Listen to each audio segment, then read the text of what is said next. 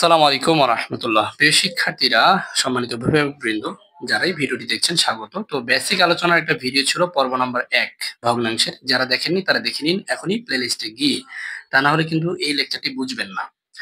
আচ্ছা, তো এখন আমরা লেকচারটি শুরু করছি যে ১ মিটার ফিতাকে সমান ৩ ভাগে ভাগ করি। তো হচ্ছে এটা ১ মিটার ফিতা। তাহলে ৩ ভাগে ভাগ করেই দিয়েছে তারা।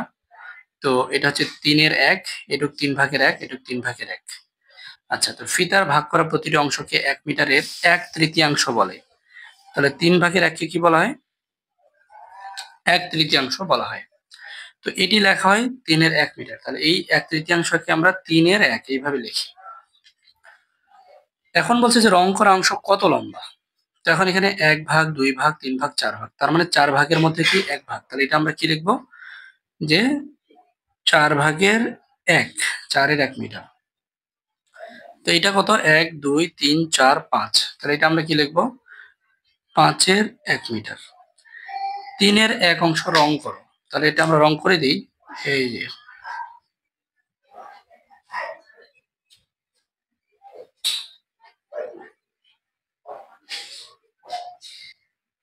আচ্ছা, তো এটা হয়ে গেল। এরপরে এখন আসেন যে এখানে বলছে যে ৩ এর ১, এখানেও ৩ এর ১, এখানেও ৩ এর ১। এই সম্পূর্ণটা ছিল কি ১ মিটার। আমাদের আগে এখানে বলছে যে ১ মিটার ছিল পুরোটাই। তো এটা ৩ এর ১ অংশ, ৩ এর ১ অংশ, ৩ এর অংশ। তো এই সম্পূর্ণটা মিলে কিন্তু ১ মিটার। সম্পূর্ণ মিলে কি ১ মিটার। ঠিক আছে? কিভাবে? অর্থাৎ ৩ এর মধ্যে ৩। তো ৩ দিয়ে ৩ কে ভাগ দিলে কি হয়? ১ হয়। ৩ দিয়ে ৩ কে ভাগ দিলে কি হয়? ১ হয়। দাও ৩ ভাগ ৩, তা ৩ দিয়ে ৩ কে ভাগ দিলে ১। আচ্ছা।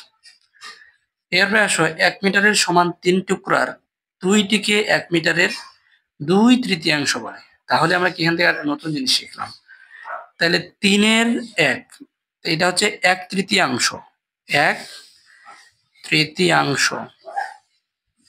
আচ্ছা, ৩ এর ২, তাহলে কি হবে? ২/৩। অর্থাৎ এটা এভাবে পড়তে হয়। এগুলো শিখতে হবে আমাদেরকে আস্তে আস্তে। এরপরে আসো, এরপর এখানে আমরা কি দেখতে পাচ্ছি যে ৩ এর ৩ মিটার হচ্ছে কি ১ মিটারের সমতুল্য, যেটা একটু আগেই বুঝালাম আমি। যখন ৩ এর ৩ হবে পূর্ণ অংশ বোঝাবে, আর পূর্ণ অংশটা ছিল আমাদের ১ মিটার। এখন বলছে যে রং করা অংশ কত লম্বা? ১, ২, ৩, ৪, ৫। তো রং করা অংশ কত লম্বা? ৫ ভাগের ১ ভাগ।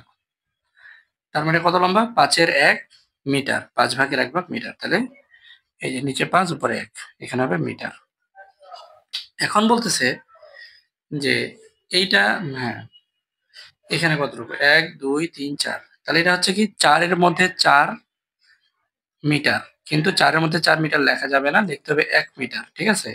এটা ৫ ভাগের ১, অর্থাৎ ৫ ভাগের ১ ভাগ মিটার।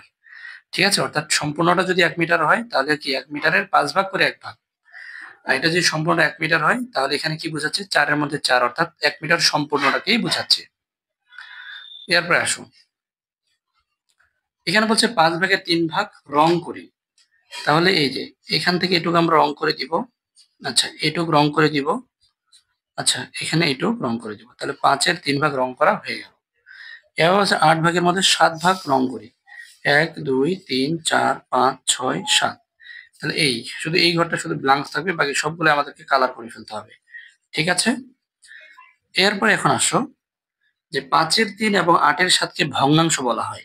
তো এখানে ৩ ও ৭ কে লব বলে এবং ৫ ও ৮ কে হর বলে। আমি বেসিক যে ভিডিওটি আলোচনা করেছিলাম সেখানে দেখিয়েছিলাম যে একটি ভগ্নাংশের উপরেরটাকে বলে লব, নিচেরটাকে বলে হর। আচ্ছা, তো এখন এখানে বলেছে যে লবকে হচ্ছে এই যে ত্রিভুজ চিহ্ন এবং হরকে এই বৃত্ত চিহ্ন দিয়ে কি করো? আহ মানে এখানে দেখাও। তো খুব সহজ, জাস্ট উপরের গুলোর প্রত্যেকটাতে এইভাবে ত্রিভুজ দিয়ে দিবে লব, আর নিচের প্রত্যেকটাকে কি দিয়ে দিবে? বৃত্ত দিয়ে দিবে। আচ্ছা, তো একটি ভগ্নাংশ লিখি যার হর হচ্ছে ৯ হবে, লব হচ্ছে ৫ হবে।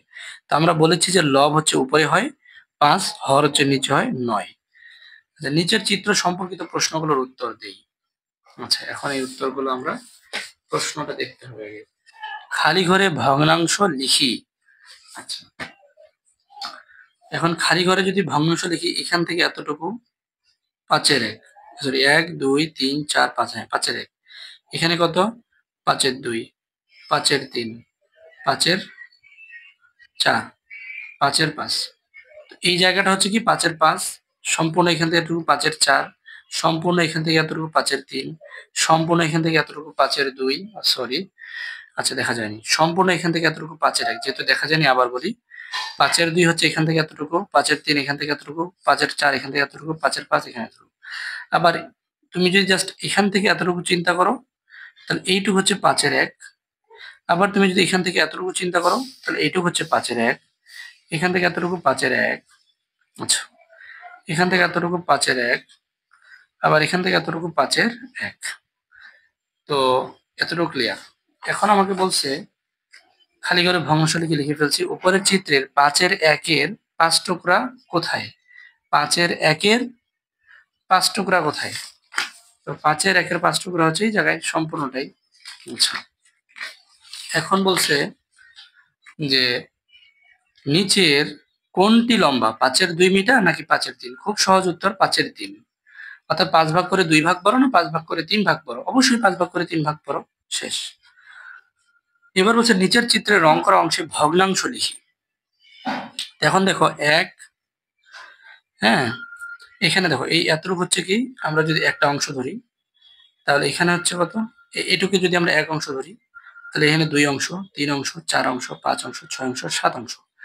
তাহলে এখন এইটা কতটুকু আছে, 1 2 3 4 5 6 7, তাহলে এটা আছে 7-এর 2, 7 ভাগ করে 2 ভাগ, আর এখান থেকে এতটুকু কতটুকু আছে, 1 2 3 4 5, তাহলে এটা আছে 7-এর মধ্যে 5, হয়ে গেল।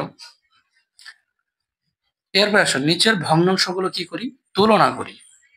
এখন এখানে 2-এর 1, এখানে 2-এর 2 সম্পূর্ণটা, এটা হচ্ছে 4-এর 1, 4-এর 2, 4-এর 3, যেটা একটু আগে আমি দেখালাম, 4-এর 4। 2-এর 1 ও 4-এর 2 কি একই? অর্থাৎ 2-এর 1 মানে কি সম্পূর্ণটা কিন্তু সেম, দেখো তো সেম সেম দুইটা জিনিস, কালারটা ভিন্ন। তো এখন বলছে যে 2-এর 1 মানে কি অর্ধেক না? আবার কি 4-এর 2, 4 ভাগ করে 2 ভাগ, হ্যাঁ একই, হ্যাঁ একই।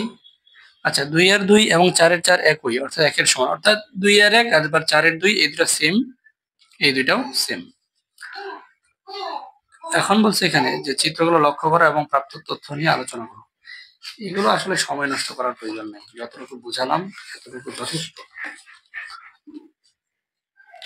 কোন ভগ্নাংশগুলো 2-এর 1-এর সমান?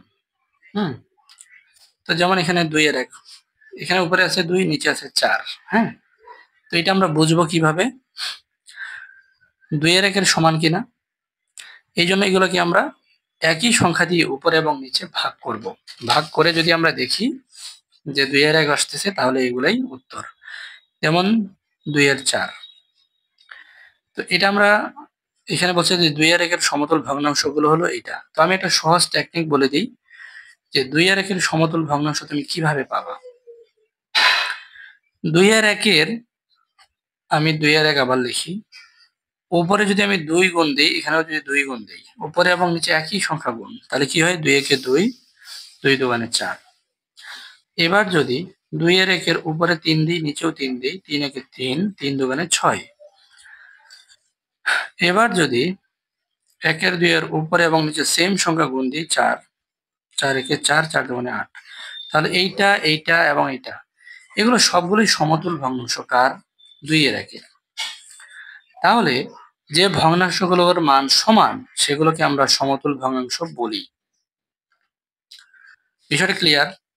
তো 2-এর 1-এর তাহলে সমতুল ভগ্নাংশ নির্ণয় করতে পারবো কিনা?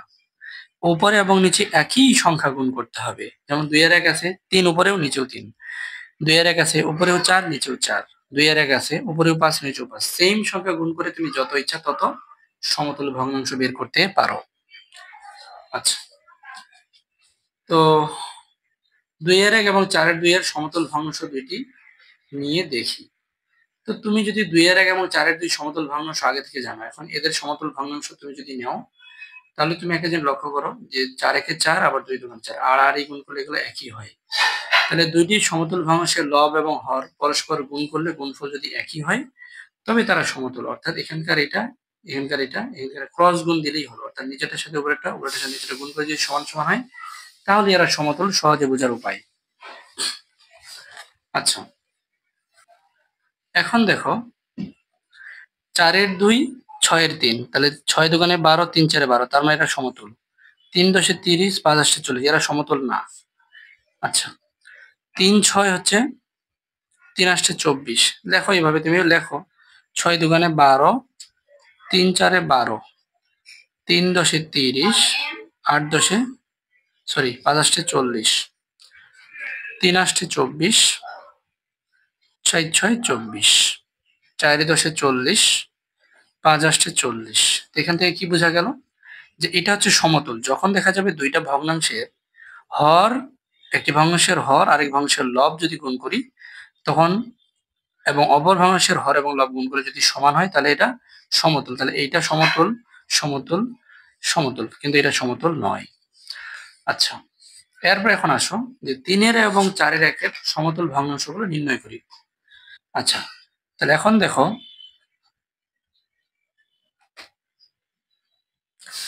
আমরা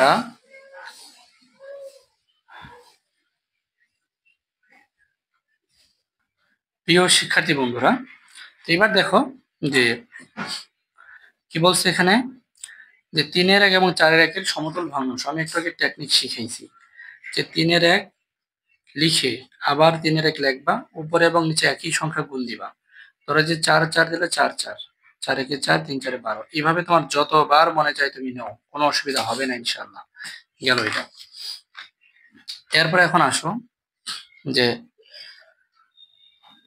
4-এর একই রকম ভাবে বের করবে। এখন খালি ঘরে সমতুল ভগ্নাংশ লিখি। তো এখন বলছে যে ভগ্নাংশ হচ্ছে 3-এর 2 আর সমতুল ভগ্নাংশ হচ্ছে কত, 4-এর 6, সমতুল ভগ্নাংশ 6-এর 9। খুব সহজ, একই রকম সংখ্যা শুধু গুণ করতে থাকবে। তাহলে 3-এর 2 আছে, এখন এটাতে কত 3 গুণ করে এখানে 6 আসছে, তাহলে এবার 4 গুণ করো, তাহলে 4 দোকানে হচ্ছে 8, 4 দিয়ে গুণ দিলে 12, এবার 5 দোকানে হচ্ছে 10, 3 5-এ 15, এরপরে 6 দিয়ে, 6 দোকানে হচ্ছে 12, 3 6 18, অর্থাৎ একই সংখ্যা দিয়ে উপরে এবং নিচে গুণ। আবার দেখো, তো আমরা 6 দিয়ে গুণ করে 12 পেয়েছিলাম, তাহলে এবার 7, 7 দিয়ে 2 গুণ করলে 14, নিচে হচ্ছে 3 7-এ 21, 8 দিয়ে, 8 দোকানে 16, নিচে হচ্ছে 3 3 8-এ 24। তো এগুলো সবই সমতুল, এগুলো তোমরা করবে, আমি আর করে দিব না। একই রকম সংখ্যা একটা করে দিই। 3 আছে, 4 আছে, তাহলে তাহলে আমি 2 গুণ করবো উপরে, 3-এর সাথে 2 গুণ করলে 6, 2 গুণ করলে 8, 3 গুণ করলে 9, 3 গুণ করলে 12। তাহলে এটা সম্পূর্ণ করিও তোমরা। এবার আসো নিচের ভগ্নাংশ জোড়া সমতুল বা সমতুল নয় তা নির্ণয় করি এবং টিক চিহ্ন দিই। খুব সহজ, 3 12 36 হয়, 4 নং 36 হয়, সমতুল। তাহলে এবার দেখো, তাহলে 2 গুণ 10 সমান সমান কত, 20, 3 গুণ 5 সমান সমান 15, তাহলে এটা কি সমতুল নয়। 4 গুণ 12 48, 6 গুণ 8 48, সমতুল। এটা তোমরাই করো। আচ্ছা, তো এটা তো সমতল, এটা সমতল নয়, তাহলে এখানে টিক হবে। এবার তাহলে এই জায়গায় টিক দিতে হবে, এখানে ক্রস না, এখানে টিক দিতে হবে। তো এটা সমতল, তাই এখানে টিক। 3 10-এ 30, 3 গুণ 10 30, আবার 5 নং 5 গুণ 9 45, তাহলে এটা কি হবে, সমতল নয়, এখানে ঠিক হবে। এখন বলছে নিচের ভগ্নাংশ জোড়া তুলনা করি এবং প্রতীক চিহ্ন ব্যবহার করে ছোট বড় লিখি। 3-এর 1 3-এর 2, তাহলে 3 ভাগের 2 বড়, 5-এর 2 5-এর 4, তাহলে 5-এর 4 বড়। সহজ কথা বলে দিই, নিচের গুলো যদি একই হয়, অর্থাৎ হর যদি একই হয়, উপরেরটা যার বড় সেটাই বড় হবে, তাহলে এই জিনিসটা বড়। এখানে তাহলে দেখো, এখানে 7-এর 6 আর এখানে 1 আসছে, তো 1 কে আমরা কি লিখতে পারি, আমি শিখিয়েছিলাম 1 মানে কি, নিচে যা হবে সেটা উপরে সেম ভাবে, তাহলে 7-এর 7 মানে হচ্ছে 1, তাহলে একই বড়। তো এখানে প্রত্যেক জোড়া ভগ্নাংশের হর হচ্ছে একই, তাই আমরা শুধু বলবো লব তুলনা করব, এটা সংখ্যার তুলনার মতোই।